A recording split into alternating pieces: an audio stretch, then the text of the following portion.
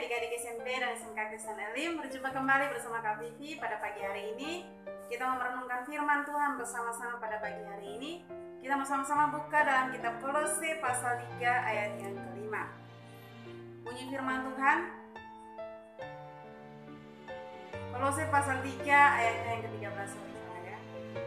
Ayat yang ke-13, bunyi firman Tuhan, sabarlah kamu seorang terhadap yang lain, dan ampunilah seorang akan yang lain apabila yang seorang menaruh dendam terhadap yang lain, sama seperti Tuhan telah mengampuni kamu perbuat jugalah demikian. Nah, tema firman Tuhan kita pada pagi hari ini kakak berjudul orang Kristen yang sabar. Nah, berbicara tentang kesabaran, di zaman sekarang ini tidak mudah untuk menemukan orang yang sabar. Jadi banyak orang cenderung cepat dan sembarang dalam mengerjakan segala sesuatu.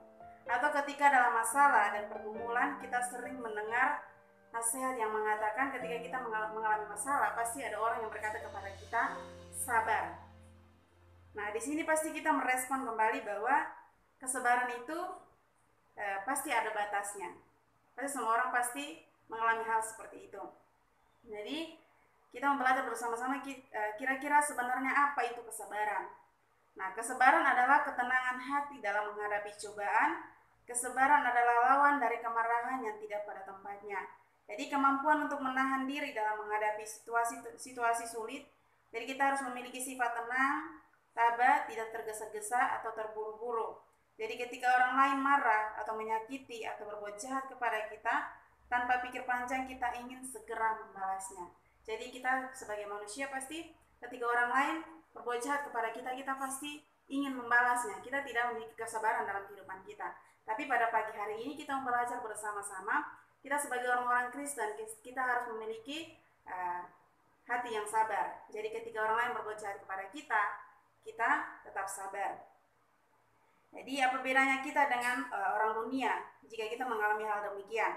Jadi sebagai orang Kristen, kita dituntut untuk memiliki kesabaran dan saling sabar satu sama lain. Sebab kesabaran adalah dari kasih, dan kekristenan itu identik dengan kasih.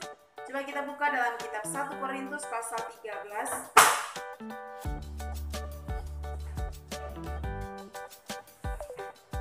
1 Korintus pasal 13.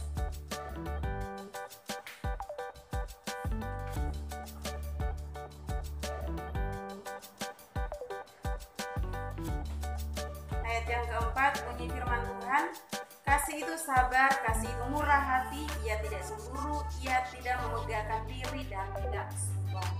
Jadi kesabaran juga merupakan bagian dari buah-buah roh. Pasti adik-adik sudah sering mendengar tentang buah-buah roh. Jadi buah-buah roh yang harus dipancar dalam kehidupan kita sebagai orang-orang percaya, sebagai orang-orang Kristen. Kita harus memiliki kesabaran itu dalam kehidupan kita. Coba kita buka lagi dalam kitab Galatia pasal 5 yang ke-22 sampai dengan ayat yang ke-23. Bunyi firman Tuhan, tetapi buah roh ialah kasih, sukacita, damai sejahtera, kesabaran, kemurahan, kebaikan, kesetiaan, kelemah lembutan, penguasaan diri. Tidak ada hukum yang menentang hal-hal itu.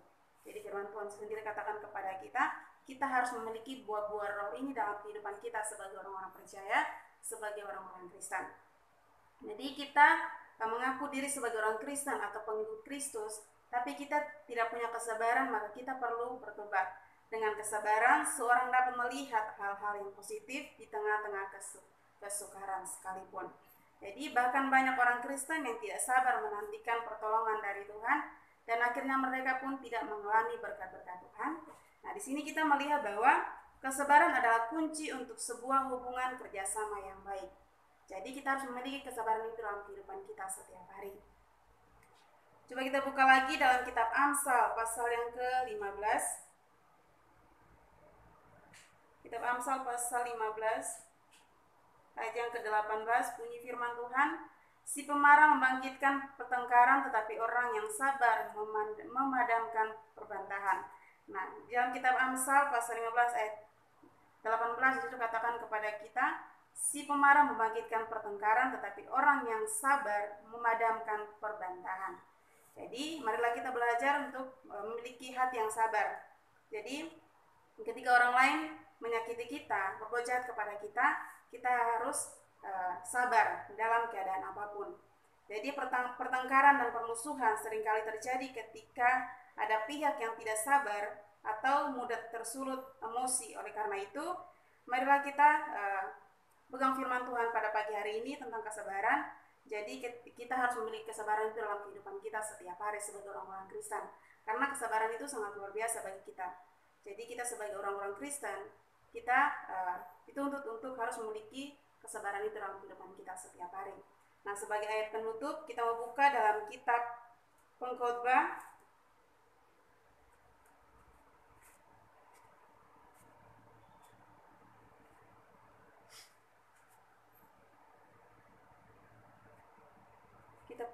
pasal 10 ayat yang keempat, bunyi firman Tuhan, jika marah penguasa menimpa engkau, janganlah meninggalkan tempatmu, karena kesabaran mencegah kesalahan-kesalahan besar. Jadi pada pagi hari ini kakak mau adik-adik bisa memiliki kesabaran dalam kehidupan adik-adik. Ketika adik-adik di sekolah, di rumah, maupun dimanapun adik-adik berada, memilikilah hati yang sabar. Jadi ketika orang lain menjelekkan kita, menyakitkan kita, kita harus menghadapinya dengan hati yang sabar. Karena kita sebagai orang-orang percaya, sebagai orang-orang Kristen, kita sudah diajarkan untuk memiliki hati yang sabar. Jadi kakak percaya bahwa adik-adik pasti memiliki hati yang sabar dalam kehidupan adik-adik. Jadi marilah belajar untuk memiliki hati yang sabar dalam kehidupan kita. Amin untuk kebenaran firman Tuhan kita pada pagi hari ini. Tuhan Yesus memberkati kita semua. Shalom.